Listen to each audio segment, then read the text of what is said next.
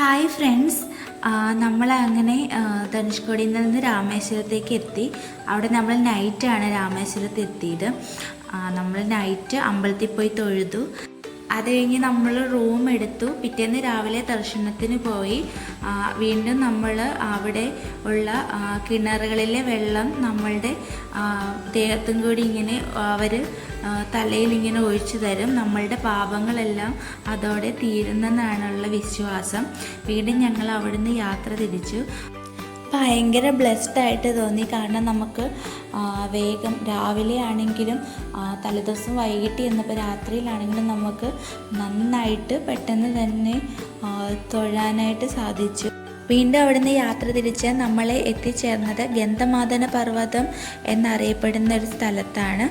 അവിടെ ഒരു ടെമ്പിളുണ്ട്. ആ ടെമ്പിളിൻ്റെ അകത്ത് നമുക്ക് ശ്രീരാമൻ്റെ കാൽപാദമുള്ള ഒരു സ്റ്റോണ് കാണാൻ വേണ്ടിയിട്ട് സാധിക്കും. അതാണ് അവിടെ പൂജിക്കുന്നത്. അതിൻ്റെ ഐതിഹ്യം എന്ന് പറഞ്ഞു കഴിഞ്ഞാൽ അവിടെ എന്ന് പറഞ്ഞാൽ ആ പർവ്വതത്തിൻ്റെ മുകളിൽ നിന്നാണ് ലങ്കയിലേക്ക് ഹനുമാൻ പോയത് എന്നാണ് അവിടെ നിന്ന് അറിയപ്പെടുന്നത്. അപ്പോൾ നമ്മൾ ചെന്ന് കഴിഞ്ഞപ്പോഴത്തേക്ക് അവിടുത്തെ പൂജ നടക്കുന്ന സമയമായിരുന്നു. അപ്പോൾ നമ്മളോട് തിരുമേനി പറഞ്ഞു, മട്ടുപ്പാവിൽ പോയിട്ട് അവിടുത്തെ കാഴ്ചകളൊക്കെ കണ്ടിട്ട് വരൂ, അപ്പോഴേക്കും നമുക്കവിടെ തൊഴാൻ വേണ്ടിയിട്ട് സാധിക്കുമെന്ന് പറഞ്ഞു. അങ്ങനെ നമ്മൾ മുകളിൽ കയറിയിട്ട് അവിടെ നിന്നിട്ട് അവിടുത്തെ ഫുള്ളായിട്ടുള്ള കാഴ്ചകളെല്ലാം കണ്ടു. അപ്പോൾ നമുക്ക് ആ മേളിലത്തെ ഭാഗത്തൊക്കെ മാത്രമേ നമുക്കിങ്ങനെ നമ്മൾ ക്യാമറയിൽ ഷൂട്ട് ചെയ്യാനായിട്ട് അലൗഡ് ആയിട്ടുള്ളൂ. അത് കഴിഞ്ഞിട്ട് നമ്മളെ തിരുമേനി താഴേക്ക് വിളിച്ച് പ്രസാദമൊക്കെ തന്നു. അവിടെ എത്തിയപ്പോഴും അത് നമുക്ക് ഭയങ്കര ഒരു ബ്ലെസ്സിങ് ഫീലിങ്സ് ആണ് തോന്നിയത്. കാരണം എന്താണെന്ന് വെച്ച് കഴിഞ്ഞാൽ ഭയങ്കരമായിട്ട് നമ്മൾ അവിടെ ചെന്ന് കഴിഞ്ഞപ്പോഴത്തേക്കും ഒരു പ്രത്യേക ഫീലിംഗ് നമുക്ക് അവിടെ നിന്ന് ലഭിച്ചു. അവിടുത്തെ കാഴ്ചകളാണെങ്കിലും നല്ല ഭംഗിയുള്ള കാഴ്ചകളായിരുന്നു. കുറച്ചധികം നേരം ഞങ്ങൾ അവിടെ സ്പെൻഡ് ചെയ്തു. അവിടെ മോർണിംഗ് ആയതുകൊണ്ട് നല്ല കാറ്റും നല്ലൊരു അന്തരീക്ഷവും നല്ല ഭംഗിയായിരുന്നു. അവിടുത്തെ രാവിലെ നമ്മൾ മോർണിംഗ് ആയതുകൊണ്ട് തന്നെ നല്ല ഫ്രഷ്നെസ് അവിടെ നിന്നിട്ട് നമുക്ക് ഫീൽ ചെയ്യുമായിരുന്നു. നല്ല കാഴ്ചകളായിരുന്നു. നമ്മളുടെ രാമേശ്വരത്തിൻ്റെ ഒരു ഏകദേശമായിട്ടുള്ള കുറച്ച് സ്ഥലങ്ങൾ നമുക്ക് അതിൻ്റെ മുകളിലായിട്ട് 4 വശങ്ങളിലുമായിട്ട് നമുക്ക് എന്തൊക്കെയാണെന്നുള്ളത് കാണാൻ വേണ്ടിയിട്ട് സാധിക്കുമായിരുന്നു.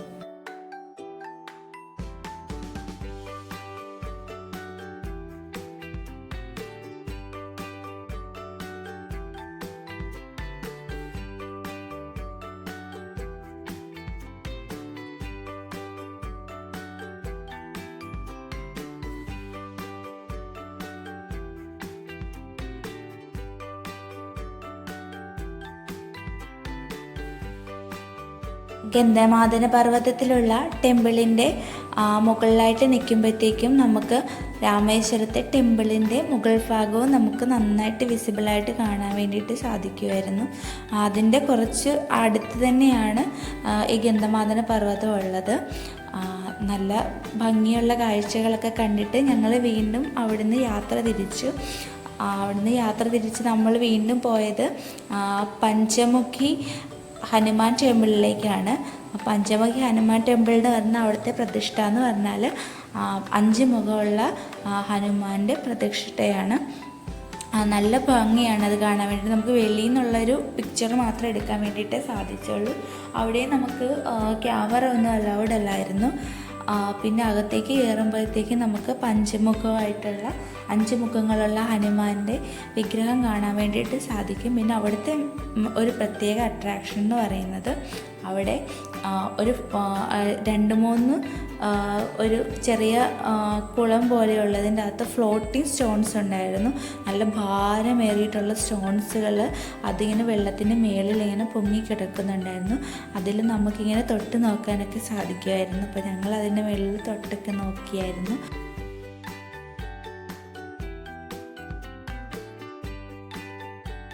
അവിടുന്ന് വീണ്ടും യാത്ര തിരിച്ച് നമ്മൾ എത്തിയത് വില്ലുണ്ടി തീർത്ഥം എന്ന് പറയുന്ന സ്ഥലത്താണ്. വില്ലുണ്ടി തീർത്ഥം എന്ന് പറയുന്നത് ഒരു ഭയങ്കര വലിയ അത്ഭുതമുള്ളൊരു സ്ഥലമാണ്. ഇതെന്താണെന്ന് വെച്ച് കഴിഞ്ഞാൽ അവിടെ കടലിൻ്റെ ഉള്ളിലേക്ക് അകത്തേക്ക് നീങ്ങിയിട്ട് ഒരു കിണറുണ്ട്. ആ കിണറ്റിലെ വെള്ളം എന്ന് പറയുന്നത് താരതമ്യേന ഉപ്പ് ഭയങ്കര കുറവാണ്, ചെറുതായിട്ടുണ്ട്.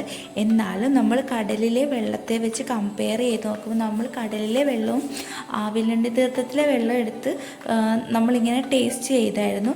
വില്ലണ്ടി തീർത്ഥത്തിലെ വെള്ളം നമുക്ക് കുടിക്കാൻ വേണ്ടിയിട്ട് സാധിക്കും, കടലിലെ വെള്ളം നമുക്ക് വായിൽ പോലും വെക്കാൻ പറ്റില്ല, അത്ര ഉപ്പിൻ്റെ ടേസ്റ്റാണ്. പക്ഷേ ഇവിടെ എന്ന് പറഞ്ഞു കഴിഞ്ഞാൽ വില്ലണ്ടി തീർത്ഥത്തിലെ വെള്ളം എന്ന് പറഞ്ഞു കഴിഞ്ഞാൽ ഒരു സ്മോൾ ക്വാണ്ടിറ്റി ഓഫ് ഉപ്പിൻ്റെ ഒരു ടേസ്റ്റ് മാത്രമേ ഉള്ളൂ. പക്ഷേ അങ്ങനെ ഒരു സ്ഥലത്ത് അത്രയും നല്ല തെളിഞ്ഞ വെള്ളം എന്ന് പറഞ്ഞാൽ നല്ല കണ്ണീര് പോലത്തെ വെള്ളമായിരുന്നു.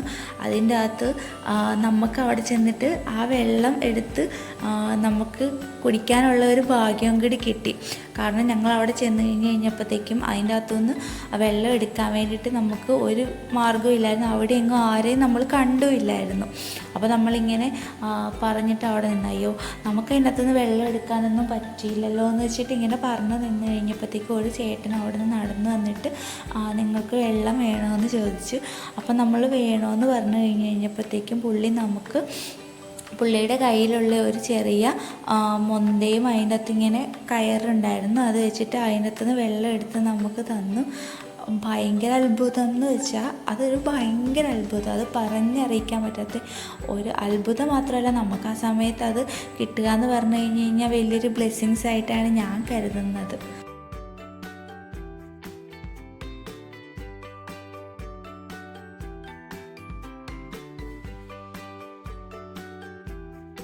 വില്ലണ്ടി തീർത്ഥത്തിൻ്റെ ഐതിഹ്യം എന്താണെന്ന് വെച്ച് കഴിഞ്ഞാൽ സീതയ്ക്ക് ദാഹം അകറ്റാൻ വേണ്ടിയിട്ട് രാമൻ അമ്പിനാൽ നിർമ്മിച്ചു എന്ന് കരുതപ്പെടുന്ന ഒരു കിണറാണ് വില്ലുണ്ടി തീർത്ഥം എന്ന് അറിയപ്പെടുന്നത്. അപ്പോൾ അതിലെ വെള്ളം നമുക്ക് ലഭിച്ചപ്പോഴത്തേക്കും നമുക്ക് ഭയങ്കര ഒരു സന്തോഷവും പിന്നെ ഒരു അനുഗ്രഹവും ഒക്കെ തോന്നി. കടലിൻ്റെ കരയിൽ നിന്ന് കുറേ ഉള്ളിലേക്ക് നമുക്ക് പാലത്തിൽ കൂടി നടന്നു പോയി അവിടെ ചെന്ന് കഴിയുമ്പോഴത്തേക്കും കടലിൻ്റെ ഭംഗിയാണെങ്കിലും ഒരു പ്രത്യേക രസമായിരുന്നു. നമ്മൾക്ക് അവിടെ നിൽക്കുമ്പോഴത്തേക്കും നമ്മൾ ആ എൻഡ് പോയിന്റിൽ നിൽക്കുമ്പോഴത്തേക്ക് തിരമാല വന്നിങ്ങനെ തോണിലേക്ക് ഇങ്ങനെ തട്ടുന്നുണ്ടായിരുന്നു. അവിടെ നിൽക്കുമ്പോഴാണെങ്കിൽ നമുക്കൊരു പ്രത്യേക ഫീലിംഗ് ആണ് തോന്നുന്നത്. അത് കഴിഞ്ഞിട്ട് നമ്മൾ പാലത്തിൽ കൂടി നടന്ന് താഴേക്ക് ഇറങ്ങി നമ്മൾ കടലിൻ്റെ അടുത്തേക്ക് പോയി. നമ്മളുടെ മെയിനായിട്ടുള്ള ഉദ്ദേശം എന്താണെന്ന് വെച്ച് കഴിഞ്ഞാൽ നമുക്ക് രണ്ട് വാട്ടറും കമ്പയർ ചെയ്ത് നോക്കണം. അപ്പോൾ കടലിലെ വെള്ളത്തിൻ്റെ ഉപ്പിൻ്റെ അളവ് എങ്ങനെയുണ്ടെന്ന് നോക്കാം. പിന്നെ നമ്മൾ അവിടുന്ന് ഒരു കുപ്പി എടുത്തിട്ട് നമ്മളുടെ വണ്ടിയിൽ കുപ്പി ഉണ്ടായിരുന്നു, കുപ്പി എടുത്തിട്ട് നമ്മൾ വില്ലുണ്ടി തീർത്ഥത്തിലെ വെള്ളം നമ്മൾ കുപ്പിയിൽ ശേഖരിച്ചിട്ടുണ്ടായിരുന്നു. അത് നമ്മൾ വീട്ടിലേക്ക് കൊണ്ടുപോയിരുന്നു. പിന്നെ കടലിൽ പോയിട്ട് ഇങ്ങനെ ഉപ്പ് ടേസ്റ്റ് ചെയ്ത് നോക്കിയായിരുന്നു. അപ്പോൾ നമുക്ക് കടലിലെ വെള്ളം തൊട്ട് നാക്കിൽ പോലും വെക്കാൻ പറ്റില്ല, അതുപോലത്തെ ഉപ്പായിരുന്നു. എന്നിട്ട് പിന്നെ നമ്മളവിടെ കടൽക്കരയിൽ പോയിട്ട് കുറേ ശംഖ്, കോറൽസും ഈ പവിഴപ്പുറ്റിൻ്റെയൊക്കെ ചില ഭാഗങ്ങൾ ഇങ്ങനെ അടർന്നു മാറിയിട്ടില്ലേ, അതൊക്കെ കുറേ എടുത്തുകൊണ്ട് വന്നു. അത് കഴിഞ്ഞ് വീണ്ടും നമ്മൾ അവിടെ നിന്ന് യാത്ര തിരിച്ചപ്പോൾ നമ്മൾ വഴിയരികിൽ കാണുന്നതാണ് ഒത്തിരി കൃഷിസ്ഥലങ്ങൾ. തമിഴ്നാട്ടിൽ ഫുള്ള് ഇങ്ങനെ നിരപ്പായിട്ടുള്ള സ്ഥലങ്ങളിൽ ഒരുപാട് കൃഷി ചെയ്തിട്ടുണ്ടായിരുന്നു. കൂടുതലും നമ്മൾ സവാള കൃഷി ചെയ്തത് കണ്ടായിരുന്നു, ഏക്കർ കണക്കിനിങ്ങനെ സവാള കൃഷി ചെയ്തിട്ടുണ്ടായിരുന്നു. പിന്നെ നമ്മൾ നോക്കുമ്പോഴത്തേക്ക് വിൻമില്ലുകൾ, പിന്നെ അവിടെ കുറേ ദൂരം യാത്ര ചെയ്ത് വന്നപ്പോഴത്തേക്കാണ് നമ്മളൊരു പാറക്കൂട്ടം കണ്ടത്.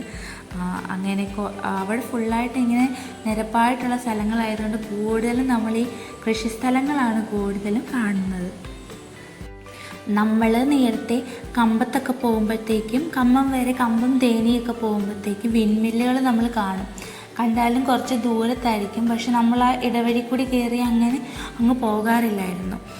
ഇവിടെ വന്നിട്ട് നമ്മൾ യാത്ര ചെയ്യുന്ന സ്ഥലത്തെല്ലാം ഫുള്ളായിട്ട് ഈ വിൻമില്ലുകൾ നമ്മൾ നിർത്തിയിട്ട് അതിൻ്റെ വീഡിയോസൊക്കെ എടുത്തു. കാരണം എന്താണെന്ന് വെച്ച് കഴിഞ്ഞാൽ കാണണമെന്ന് വിചാരിച്ചത് അടുത്ത് കാണാൻ പറ്റി. പക്ഷെ കണ്ടു തുടങ്ങിക്കഴിഞ്ഞപ്പോഴത്തേക്കും റോഡിൻ്റെ ഇരുവശങ്ങളിലും ഫുള്ളായിട്ടും ഈ വിൻമില്ലുകൾ തന്നെയാണ് ഈ കാഴ്ച. ആദ്യം വിൻമില്ല് അടുത്ത് കണ്ടപ്പോൾ ക്യൂരിയോസിറ്റിയോടെ ഇറങ്ങി കുറേ വീഡിയോസൊക്കെ എടുത്തു. പിന്നെ കണ്ട് ഫുൾ അത് മാത്രമേ കാണാനായിട്ട് ഉള്ളായിരുന്നു. പിന്നെ നമ്മളിങ്ങനെ യാത്ര തിരിച്ച് ഇങ്ങനെ നമ്മൾ തിരിച്ച് നമ്മളുടെ വീട്ടിലേക്ക് വരാനുള്ള യാത്രയിലായിരുന്നു. അങ്ങനെ നമ്മൾ തെങ്കാശി വഴിയാണ് തിരികെ വന്നത്. തെങ്കാശിയിൽ വന്നപ്പോഴത്തേക്കും തെങ്കാശിയിൽ നമ്മൾ അമ്പലത്തിൻ്റെ അവിടെ പോയി. അവിടെ തമിഴ്നാട്ടിലുള്ള അമ്പലങ്ങളുടെ എല്ലാം കൺസ്ട്രക്ഷൻ ഒരു പ്രത്യേക ഭംഗിയുള്ളതാണ്. വീണ്ടും നമ്മൾ യാത്ര തിരിച്ചു. ഇനിയുള്ള വിശേഷങ്ങളുമായിട്ട് വീണ്ടും കാണുന്നത് വരെ ബൈ.